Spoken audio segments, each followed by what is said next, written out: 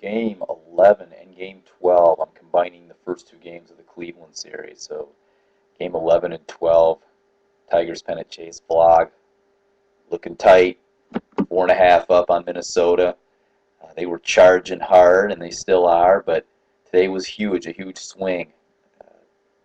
I saw the game cast. Joe Nathan had a 2-0 lead with 2 outs and 2 strikes in the ninth inning. He ended up blowing the game 4-2 to the White Sox. Unbelievable. That's the same Joe Nathan that we couldn't touch if you gave us 50 hacks at him and he was throwing underhanded. So, good one there, and we beat Cleveland tonight, 4-2. Porcello was very, very good. He is looking like he is rounding his game out just at the right time. His sinker's really sinking, and we took advantage of some mistakes. I think Cleveland's got a good young team. I think they're going to be very, very tough next year. But this year, they're still kind of figuring everything out.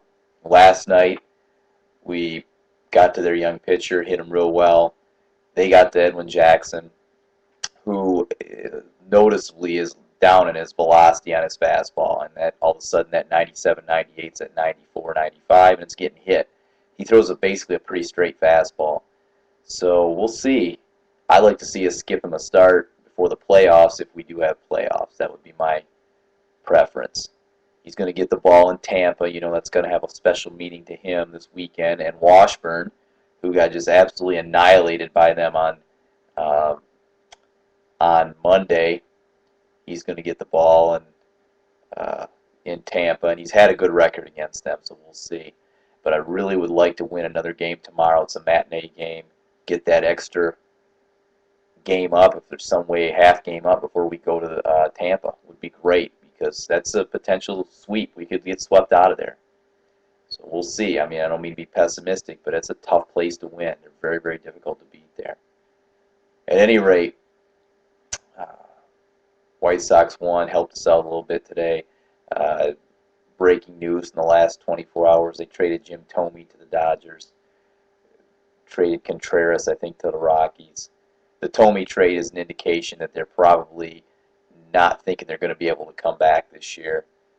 And I'm glad they're thinking that way, and I'm hoping that we can catch them not caring, although they showed a little life today. Anyway, the schedule, we should talk about that real briefly coming up. We have that 9-game road trip that looms at the end of next week. We come home for 3 with the Blue Jays, I think, after the 6-game road trip, and then I think we go on the road for nine games. And obviously, the way we played on the road, as competitive as Cleveland is, Chicago and Minnesota, it's going to be a tough one. It's going to be a tough one. We'll find out at that point. However, having a little bit of a cushion takes the pressure and puts it on the other guys, puts it on the other teams. So, I'm wearing my John McParlin Cousin John hat tonight. He left it here. He's been over probably 20 times since he last left it here, and he continues to forget to get it. But that's part of John being John, and he's over at pharmacy school, making some big bucks someday. Very proud of him. Anyway, we're going to cut this out. 30 games left. We find a way to win half of them. Minnesota has to play excellent to catch us. Excellent. They need to play over. They need to play about 666 to catch us. So that's where we stand. Thanks for your attention.